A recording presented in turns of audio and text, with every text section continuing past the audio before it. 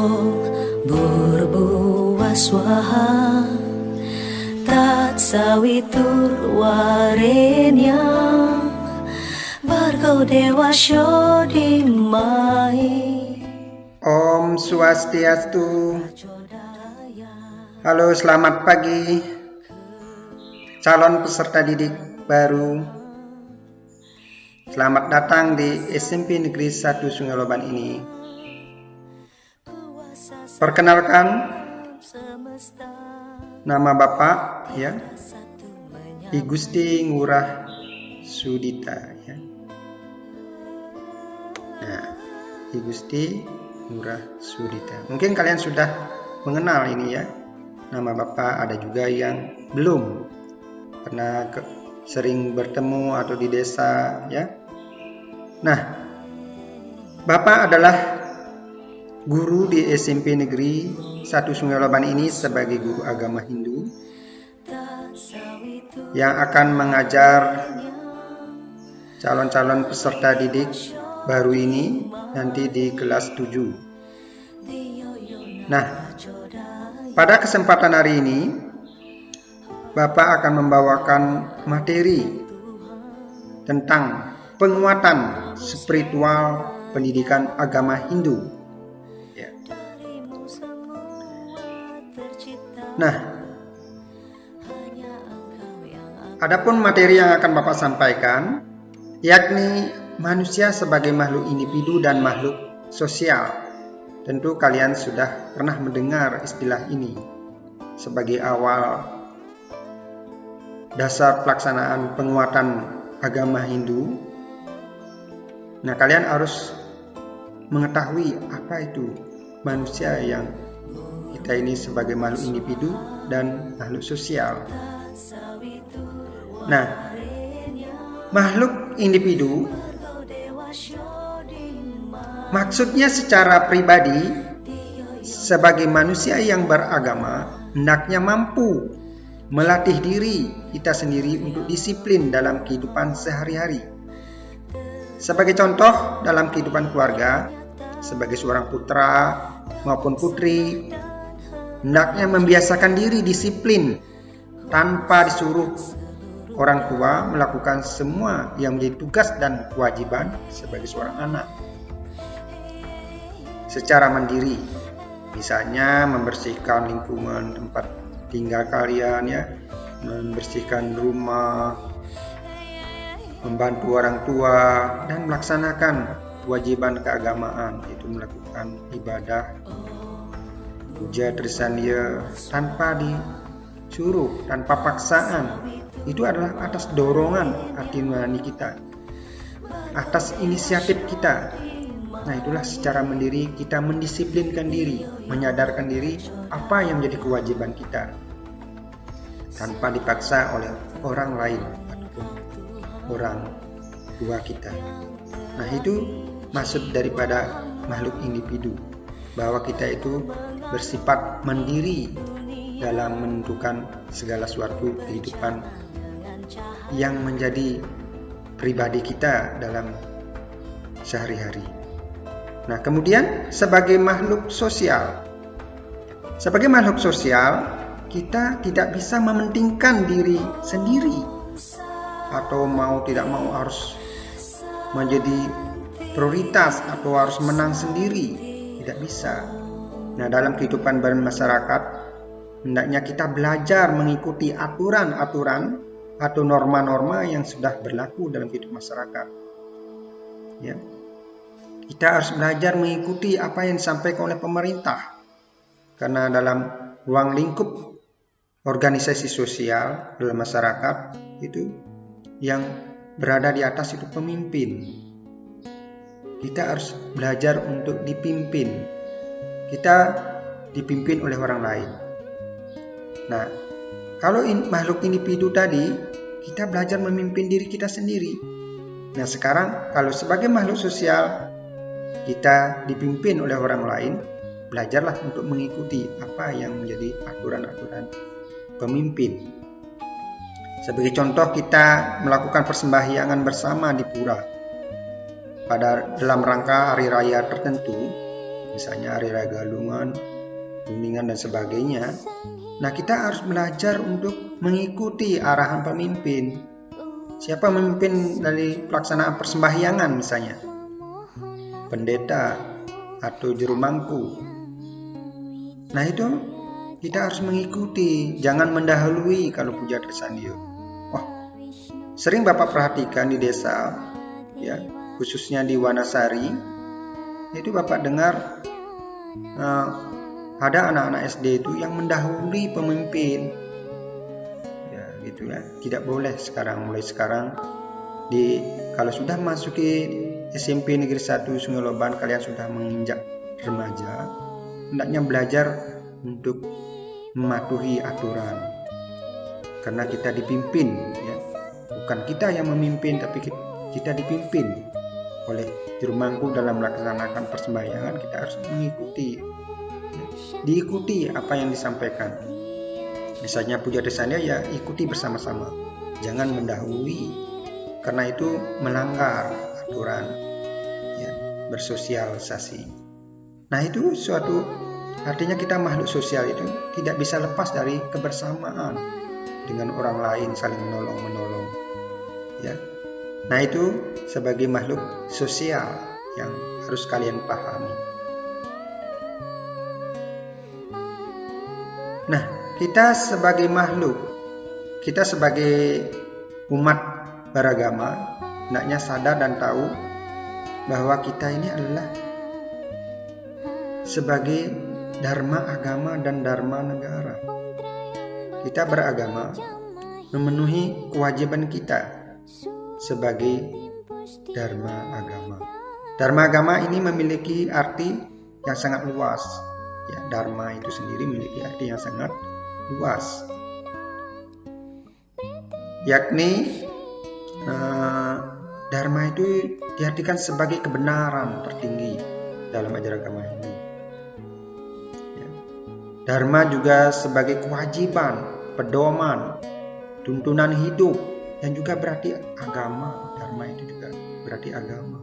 Ya. Sehingga dulu istilah agama Hindu disebut Hindu Dharma, karena agama Hindu dengan Dharma itu sama, agama artinya. Jadi kalau agama Hindu, kalau Hindu Dharma berarti agama Hindu, agama Hindu Dharma kan, berarti agama Hindu agama gitu jadinya, karena memiliki arti yang luas Dharma itu, sehingga sekarang disebut dengan istilah agama Hindu itu saja.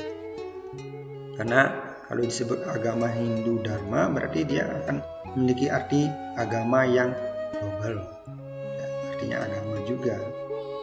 Nah, itu ya. Nah, jadi kewajiban kita sebagai umat beragama bagaimana? Hendaknya kita harus tahu bahwa kita itu adalah makhluk yang beragama, meyakini dengan Tuhan. Satu-satu hal yang perlu kita sadari adalah kita harus yakin, karena dalam ajaran agama Hindu kita memiliki suatu keyakinan yang disebut dengan serada. Nah, dalam agama Hindu itu ada 5 serada keyakinan yang disebut dengan panca serada. Ya. Tentu kalian di SD sudah mempelajari itu panca serada. Panca artinya 5 dan serada artinya keyakinan atau kepercayaan. Keyakinan yang harus kita percayai. Panca 5 dan serada keyakinan. Nah, kelima serada itu adalah yang pertama Brahman. Ya. Brahman, percaya dengan adanya ide Sang Hyang Widi atau Tuhan yang Maha Esa. Kita yang meyakini bahwa Tuhan ada yang pertama, angka 1 yang pertama itulah Tuhanan. Kita mempercayai kepada Tuhan. Kemudian yang kedua adalah Atman. Atman itulah jiwa yang memberi hidup pada badan kita ini. Ya. Dengan hidupnya badan kita ini adalah karena jiwa itu memasuki badan kita, sehingga disebut dengan roh. Ya. Kita mempercayai itu. Kalau tanpa jiwa, kita tidak akan bisa hidup. Jiwa itu bersumber dari Tuhan. Itu percikan kecil dari ide Sang Yang Widi. Yang ketiga adalah karma bala. Bahwa semua sesuatu yang terjadi di alam semesta ini, dalam kehidupan kita ini, semua bermula dari karma. Apapun yang menimpa diri kita, kemalangan, kesenangan, atau penderitaan yang terjadi dalam kehidupan kalian, kehidupan kita semua, itu semua adalah bermula karena karma kita yang kita nikmati dalam kehidupan ini. Kalau karma kita baik, maka kesenangan, kebahagiaan yang kita akan peroleh dalam kehidupan. Tapi kalau karma kita buruk atau asubha karma tidak baik, maka penderitaan, masalah yang akan menimpa diri kita. Nah, kemudian yang keempat adalah karma pala, yakni bahwa manusia itu kalau belum mencapai moksa yang menjadi tujuan agama Hindu, dia akan mengalami kelahiran kembali atau reinkarnasi. Kelahiran kembali yang kita alami karena kita belum mencapai Tuhan, belum mencapai ide Sang Yang Widi. Karena itulah kita tetap mengalami kelahiran kembali sebelum sampai. Nah, jadi hubungannya dengan karma pala. Kalau perbuatan kita masih terikat dengan duniawi, masih terikat dengan baik buruknya perbuatan itu, maka kita akan menikmati hasil itu. Lahirlah kita kembali ke dunia. Dan kelima adalah moksa. Moksa itulah kelepasan atau kebebasan jiwa kita bersatu dengan Tuhan dalam agama Hindu. Seperti itu. Kemudian lanjut pada Dharma Negara. Dharma Negara adalah kewajiban kita akan mematuhi aturan-aturan yang berlaku yang ditetapkan oleh pemerintah. Nah, kita sebagai abdi negara, kita sebagai warga masyarakat hendaknya menghormati, hendaknya mematuhi aturan-aturan yang berlaku dalam masyarakat. Dalam menghadapi bencana global atau istilahnya dalam sekarang ini adalah penyakit yang disebut dengan virus COVID-19 ini, kan pemerintah telah menyarankan kepada kita untuk yang namanya social distancing, physical distancing. Nah, itu semua adalah aturan-aturan dalam bermasyarakat, bagaimana kita bersosialisasi, menjaga jarak, ya, bagaimana kita harus mencuci tangan sebelum masuk. Nah, ini nanti diterapkan yang namanya aturan new normal. Kalau kita nanti tatap muka dalam pembelajaran, maka diterapkan namanya new normal, membiasakan diri cuci tangan, menjaga kebersihan, menjaga jarak, dan memakai masker, ya. Memakai masker supaya kita menghindari kondisi-kondisi yang tidak memungkinkan seperti terjadinya penularan virus corona itu. Nah, itu merupakan dharma negara, bakti kita, bagaimana kita mendisiplinkan bersama-sama sebagai warga negara, mematuhi aturan-aturan yang berlaku di masyarakat.